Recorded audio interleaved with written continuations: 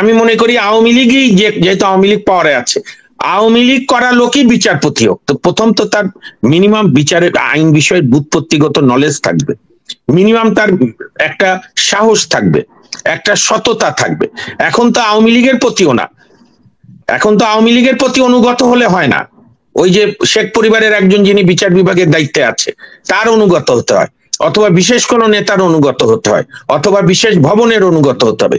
কখনো কখনো উপর থেকে ওহি আসে। আমাদের তথ্য প্রতিমন্ত্রী আরাফাত মহাবুদ্ধিজীবী, সে আবার ভারতের অ্যাম্বাসেডার হাই কমিশনারকে বলেছে রিসেন্টলি যে আপনারা কিভাবে মোদি কিভাবে কন্ট্রোল করে ইভেন সোশ্যাল মিডিয়া, মানে আপনাদের মিডিয়াগুলো মাসুক ভাই, সেগুলো আমরা শিখবো। তো অনলাইন মিডিয়া কিভাবে, অনলাইন মিডিয়া বর্তমানে অ্যাটর্নি জেনারেল অফিসে অ্যাটর্নি জেনারেল থেকে শুরু করে additional attorney general, deputy attorney general, assistant attorney general সব মিলে টোটাল ব্যক্তি হচ্ছেন 215 জন মাসুক ভাই।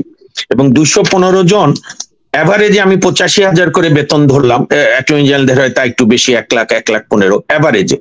তাতে প্রতি মাসে জনগণের ট্যাক্সের টাকায় ব্যয় হয় শুধু বেতন তাদের পিছনে, ওই ফোন সুযোগ সুবিধা অন্যান্যগুলো বাদ দিলাম, প্রতি মাসে 1,80,90,000 টাকা।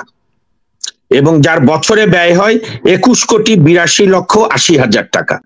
এজি ডিএজি অ্যাপয়েন্টমেন্টের আওয়ামী লীগ ক্যাটাগরি ছাড়াও আরেকটা কি আছে জানেন? আওয়ামী লীগ করে উকিল, লয়ার তো 2 টার্মে থাকে, যেটা আমার বন্ধু সারোয়ার ভাই প্রায় বলে, আমরাও যে আন্দোলন করছি যে প্র্যাকটিসিং এবং নন প্র্যাকটিসিং ভাগ করতে হবে। তো অনেকেই লয়ার হয়েছে, এটা ভালো, কিন্তু আওয়ামী লীগ করার কারণে মানি রাজনীতি করে, প্র্যাকটিস করে না। কিন্তু দেখা গেল আওয়ামী লীগের কোনো কমিটিতে বা অঙ্গ সংগঠনের কমিটিতে ঢুকতে পারে না, উপজেলায় নমিনেশন পায় না, থানা কমিটিতে ঢুকতে পারে না। ও যাও আনিসকে বলো, আনিস মানে আইনমন্ত্রী, আনিসুল হককে বলো ওকে এজি করে দাও। মানে অ্যাটর্নি জেনারেল অফিসটা অনেকটা ডাম্পিং স্টেশন হয়েছে আওয়ামী লীগের নেতাদের। এবং দেখেন একদিন জনগণের সরকার যেদিন আসবে এর বিচার নিতে হবে যে প্রতি মাসে 1,81,90,000, যার মধ্যে আমি বললাম যে সব অযোগ্য, অ্যাটলিস্ট 60 থেকে 70% যার এই এজি ডিএজি পোস্ট হোল্ড করার যোগ্যতা নাই, তারা হোল্ড করছে, রাষ্ট্রের করের টাকায়, জনগণের করের টাকায় বেতন পাচ্ছে, বেতন তো আওয়ামী লীগ অফিস থেকে দিচ্ছে না। এবং নেতার শুভ ইচ্ছা, গুড উইশ, এইটা জিয়াউর রহমান পর্যন্ত ছিল, এরশাদের আমলও ছিল। আপনি বিচারপতি নিয়োগের লম্বা ইতিহাস লোকের নাম ধরে ধরে আমি বলতে পারি। কিন্তু দুর্ভাগ্য হলো আমাদের গণতান্ত্রিক পদ্ধতিতে আসার পর যে আরো উন্নত হওয়ার কথা ছিল, সেই উন্নত অবস্থা 91 থেকে 96 তো কিছু আপনার ব্যত্যয় ঘটলো। শেখ হাসিনার 96 থেকে 2001-এ আরো ব্যত্যয় হলো, মানে আরো খারাপের দিকে গেলাম।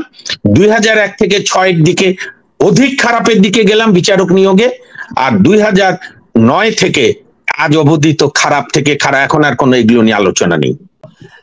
জনাব সৈয়দ মামুন মাহবুবকে বিচারক নিয়োগে আইন কেন হচ্ছে না, আপনার কাছ থেকে আজকে আলোচনাটা শুরু করার জন্য আমি আপনাকে অনুরোধ করছি। গত 20-25 বছর ধরে, বিশেষ করে 91 সাল থেকে, এক্ষেত্রে আমরা মানি আর না মানি, ইতিহাস বলছে যে বঙ্গবন্ধুর সময়, জিয়াউর রহমানের সময় এবং এরশাদের সময় বিচারক নিয়োগের ক্ষেত্রে দীর্ঘদিনের যে একটা ঐতিহ্য, একটা যে লালিত প্রথা, মিনিমাম যোগ্যতা, মিনিমাম আপনার প্র্যাকটিসের অভিজ্ঞতা বা সেশন জজে একটা অনেস্টি, অ্যাটলিস্ট কারো বিরুদ্ধে এরকম কোনো ছিল না ফৌজদারি মামলা আছে, দলবাজ, এইটা ভাঙতে গেছে, ওইটা করতে গেছে, লেখাপড়া জানে না, ব্যক্তির অনুগত।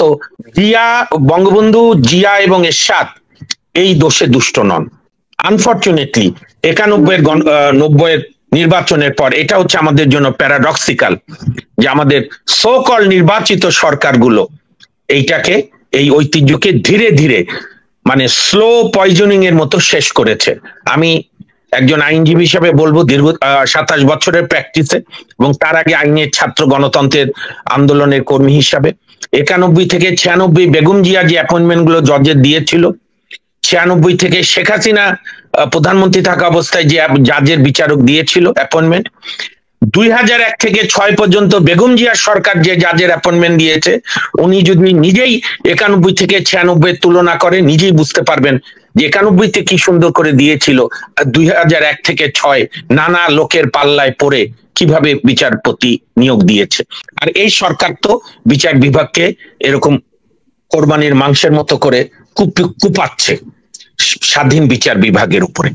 এবং এখন আর দলীয় রাজনীতিও না, একটি বিশেষ পরিবার, এই অঙ্গনে শেখ পরিবারের যিনি দায়িত্বপ্রাপ্ত ব্যক্তি, তার আনুগত্য, তার আনুকল্য, আর তাকে খুশি করতে গিয়ে তার সঙ্গে যারা লেজুর ভিত্তি করে তাদেরকে সহ এবং আওয়ামী লীগের বিভিন্ন দায়িত্বপ্রাপ্ত নেতাদের মিলিয়ে বিচারপতি নিয়োগ হচ্ছে। যেহেতু এখন সমস্ত কিছু আমার আজ্ঞাবহ হতে হবে, সমস্ত কিছু আমার পদোন্নত থাকতে হবে, সেই কারণে বিচারক নিয়োগের আইনের কথা প্রশ্নই ওঠে না, আলাপই তোলে না। আমি ধন্যবাদ, কৃতজ্ঞতা যে আপনি আমাদের সুযোগ দিয়েছেন।